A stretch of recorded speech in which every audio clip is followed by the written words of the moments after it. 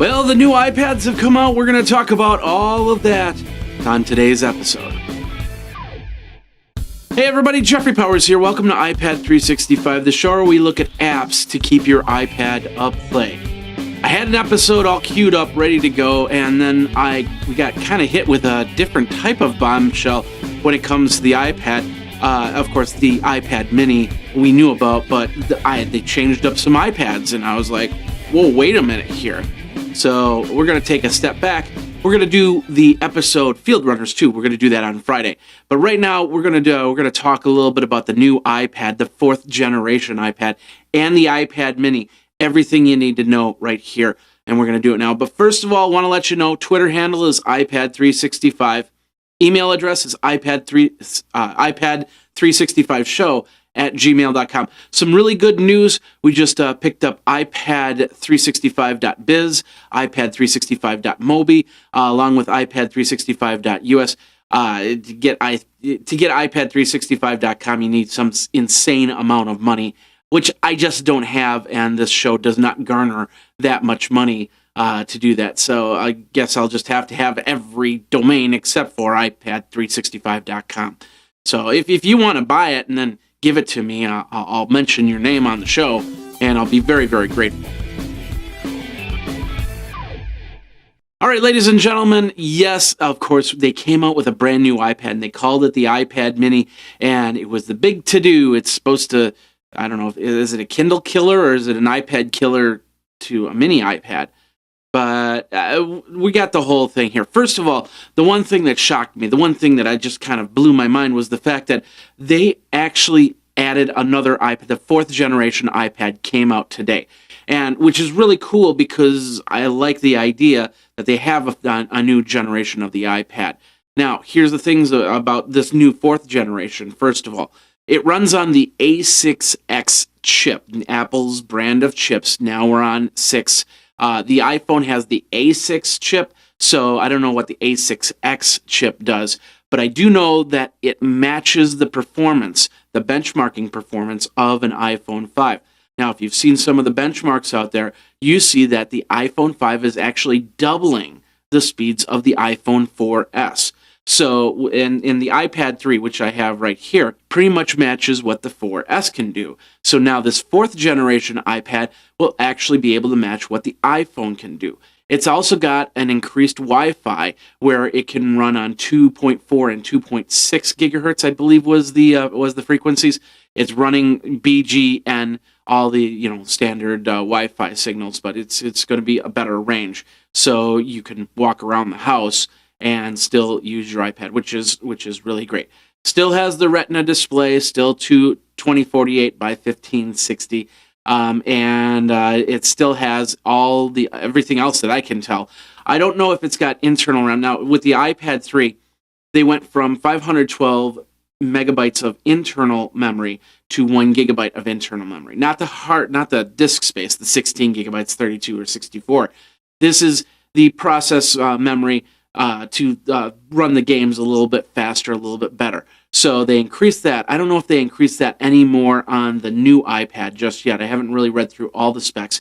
And this is usually a spec that they don't talk about in Apple events. You don't see it on spec sheets. Somebody has to rip apart the whole thing and take a look and say, oh, yeah, they increased the internal memory on the device as well. So that's basically what the new iPad is all about. The 4th generation iPad, it's running the A6X chip, which should match the speeds just like your iPhone 5, will pretty much double the speeds than the iPad 3rd generation. Should you go out and buy it? Maybe if you have an iPad 2, this would be the time to go get the 4th generation iPad.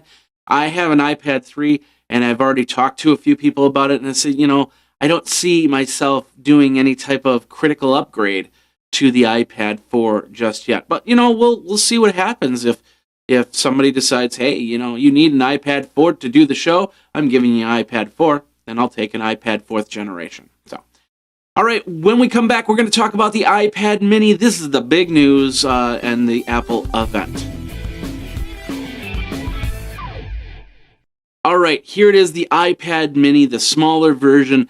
And they really, really ramped it up. Now, the first thing that I found really interesting is the fact that Phil Schiller announced the iPad Mini, not Tim Cook. I thought that was a bad idea on Tim Cook's part, on Apple's part, to let Phil Schiller introduce the iPad Mini.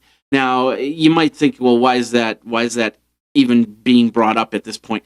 Well, the reality is, when you had Steve Jobs introduce something, he introduced it, then he brought somebody on stage to talk about it. Tim Cook needs to be the front face of Apple, and he basically needs to be the glory hound. That's the bottom line. Let's put that aside. Let's talk about this iPad Mini. First of all, it's 7.9 inches across, not horizontal or diagonal. Just like a TV screen, you go corner to corner, 7.9 inches. It's bigger than a Kindle and the newest Google Android tablets out there.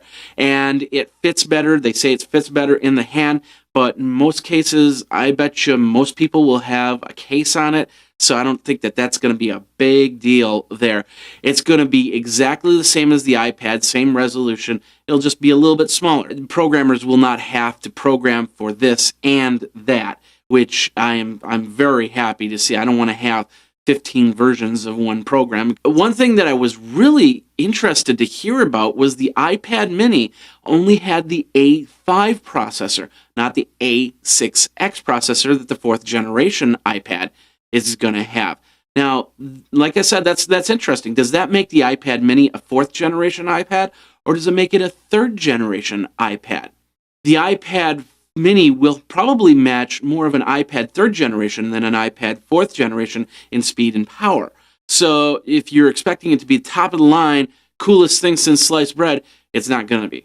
It's going to be like you have a third generation iPad, except it's going to be a little bit smaller.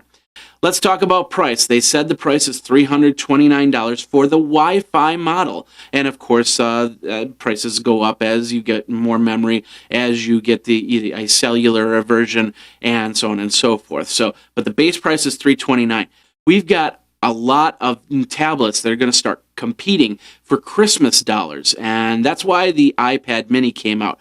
I'm not too impressed with the specs on the iPad Mini. Like I said, it's got the same processor as this iPad 3 right here. Now, there's a lot more that we can talk about, and we haven't even touched on the fact that these are now getting lightning bolts adapters. The fourth generation and the iPad Mini are both getting lightning bolt adapters. And last time I heard, they still have a lightning cable shortage. So I don't know how that's going to play into everything with your iPhone 5 and your new iPad or your iPad Mini, and it's going to be crazy. But, hey, they'll work it all out, and of course, you'll have everybody that will be waiting in line for lightning bolt adapters at $30 and iPad Minis at $50, $60 more than you can get an Android device.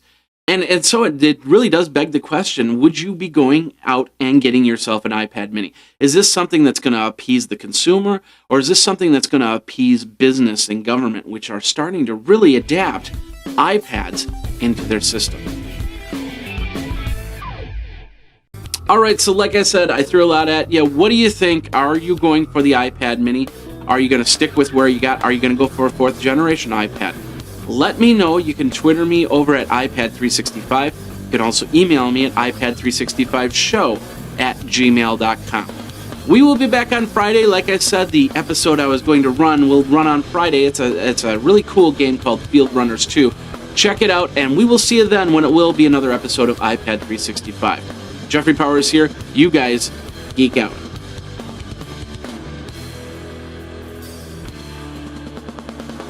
You should follow Graphite on Twitter at GraphiteINC.